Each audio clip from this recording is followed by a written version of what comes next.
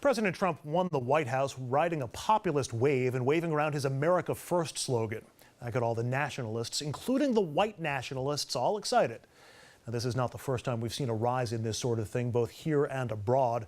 A book called Nationalism in Europe and America takes a look at that phenomena. Yesterday, I spoke with its author, Lloyd Kramer. Professor Kramer, as you point out, nationalism in and of itself isn't necessarily a bad thing. In fact, it can be positive. We engage in it on the 4th of July or when we sing God Bless America at a ball game.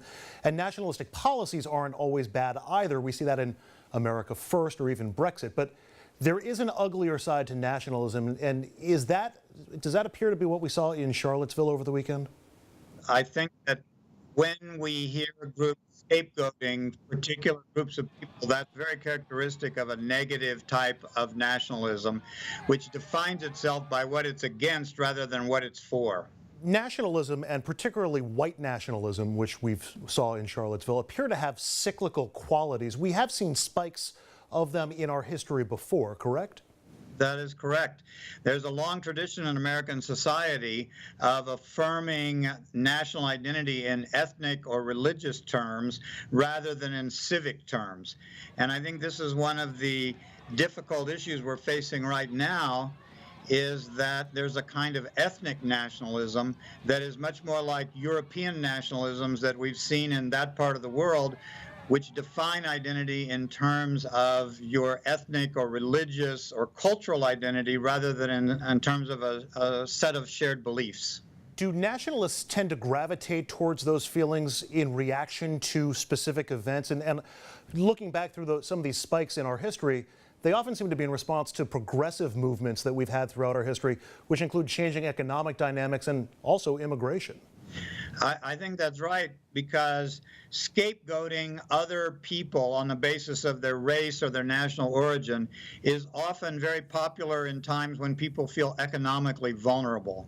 But it's also true at each of the moments of anti-immigration sentiment in American society, there has been some economic anxiety about the Irish in the 1850s, about the Chinese in the late 19th century, in the anti-immigration laws of the 1920s, and now today. Immigration becomes a kind of boogeyman for nationalists who want to explain people's economic problems or anxieties and blame them on outsiders rather than on internal factors within the economic system itself. Professor, is there any way to compare the current resurgence of negative nationalism or white nationalism with what we've seen during those other spikes throughout our nation's history?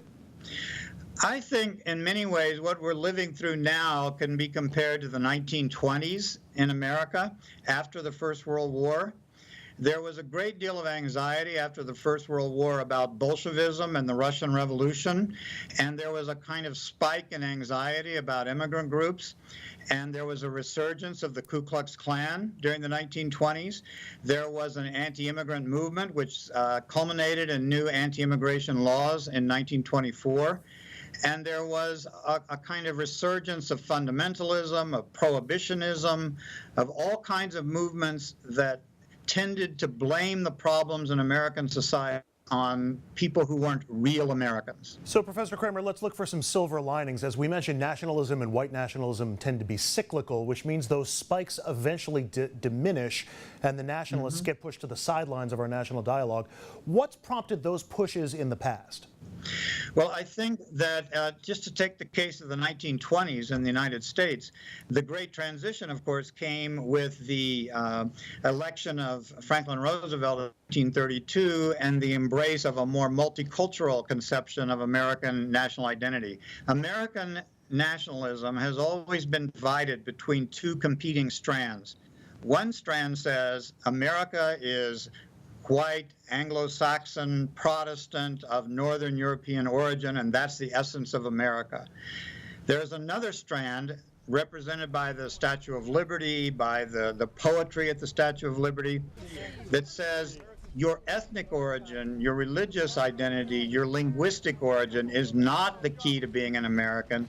The key to being an American is an embrace of a certain shared set of beliefs, certain conceptions of human rights or democratic political life or whatever this might be, that is not defined by ethnicity or by race or by religion. And I think what we're seeing right now is a competition between these two conceptions. We might call one the multicultural view of the American nation. That's American exceptionalism, versus another view of American nationalism that harkens back to a kind of ethnocentric or racial definition of a true American. So is the lesson from the past that people generally push back against nationalistic trends and people just, decide that's not the direction we want the country to go in, and that's what tends to subside nationalism? I don't think nationalism ever truly subsides. I think what happens is there is always a competition between two conceptions of, or more conceptions of nationalism. And what we see at different points in American history is a broadening of the definition of the American nation versus a constricted view of the American nation. And let's take the 1960s and the civil rights movement and a more open view about immigration. That was related to another kind of nationalism that said the real meaning of America grows out of the Declaration of Independence or the notion of human rights or the conception of democracy. And in times when those movements have great success, they generate a backlash of people who say, no, that's a threat to our understanding of the nation. And then you get a surge of ethno-nationalism, which I think we're seeing in places like Charlottesville, the white nationalists. But there will be inevitably a counter-narrative which reaffirms, and this is already happening, which reaffirms the other meaning of America, the civic national identity, which is based on a more open welcoming of people so far as they embrace an American ideology and not an American race. So hopefully this too shall pass. Lloyd Kramer, professor of history at the University of North Carolina at Chapel Hill and author of the book Nationalism in Europe and America. Professor, thank you so much. Appreciate it. Thank you very much for inviting me. The pendulum always pivots. It will again. Up next, our Hudson Valley headlines.